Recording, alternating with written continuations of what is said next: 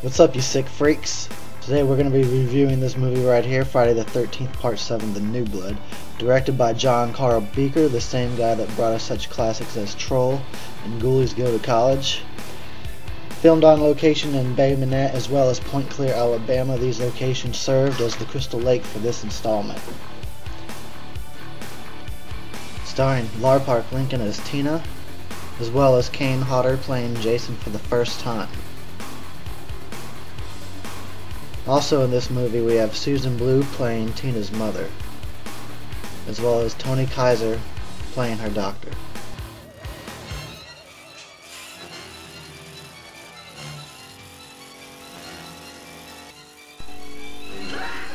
Now if he looks familiar, you might have seen him play a corpse somewhere before. Many people don't know that Susan Blue is actually a very talented animation voice actress and director, having starred in such cartoon classics as The Smurfs and Scooby-Doo, Ninja Turtles, Transformers, Animaniacs, and the list goes on and on. Originally this movie was so violent that it received an X rating and had to be sent back to the editing room numerous times in order to finally secure an R rating.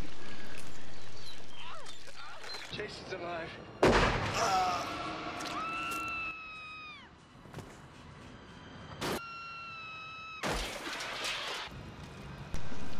So this movie begins with a montage catching us up on the story of Jason and what happened in the last movie, just in case we've forgotten that he's chained up down at the bottom of the lake waiting. People forget. He's down there, waiting. See? So after the montage, we're introduced to young Tina and her family at their Crystal Lake cabin, and just in case you weren't sure what day it was, yeah, they've got a calendar nailed up outside the front door. So, using her best Drew Barrymore impression, she kills her abusive alcoholic father and then immediately regrets it.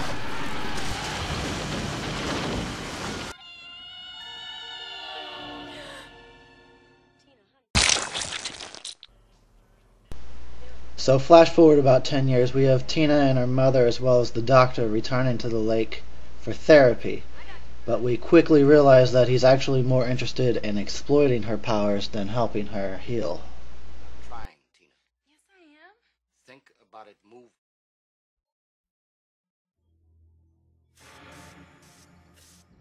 You're more interested in this telekinetic stuff than you are in me. That is not true, Tina. The only reason that I'm here is to help you overcome the guilt that you have about your father's death. That's all. That's bullshit!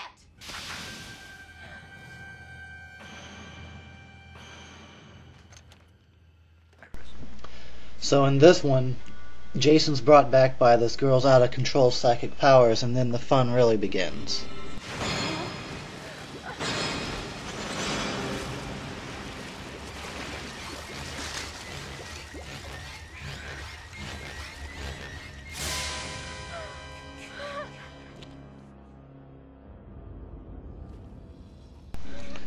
This movie's got it all. Drugs? Check. Gratuitous sex in a van? Check. Dead teenagers?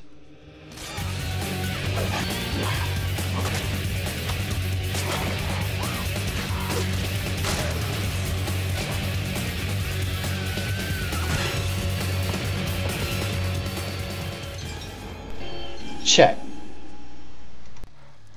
Some of my favorite things about this movie include the engaging dialogue like this. Left it at home, and he goes, "You have to go and get it." So I go, "Okay," and I go. It's also got Arnold Schwarzenegger impressions. Not to mention everything in this movie levitates. The TVs, the couches, the plants with heads in them. Classic. Of all the things that don't make sense in this movie, this scene is probably my favorite. I don't want to leave you alone. And then you go. You go. And I'll stay right here. And then he actually goes and leaves her alone. Don't move. WTF, man. So near the end of the film, we get the epic battle between the psychic and Jason, and it is epic and definitely worth sitting through the first hour for.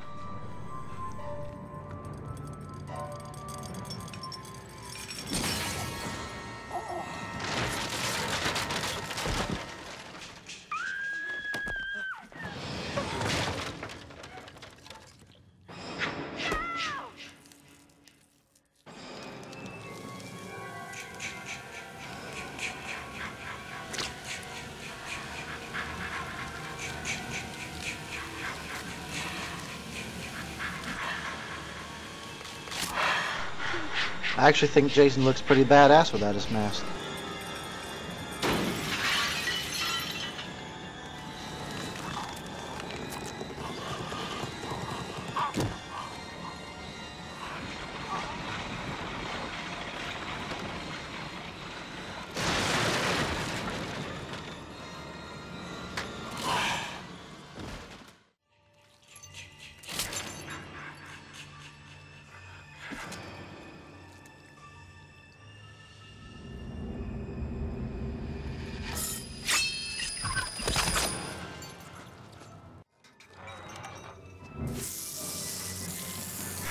Aside from Freddy Krueger, I think Tina the Psychic is one of Jason's more worthy opponents. They duke it out throughout the house and the basement, ultimately climaxing in one of the best movie explosions ever caught on film.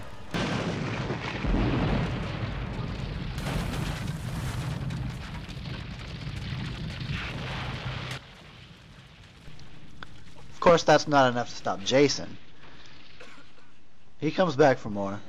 So Tina's gotta use her psychic powers one last time to conjure up her rather still well-preserved father, who must eat a lot of Twinkies, to bring Jason down for good.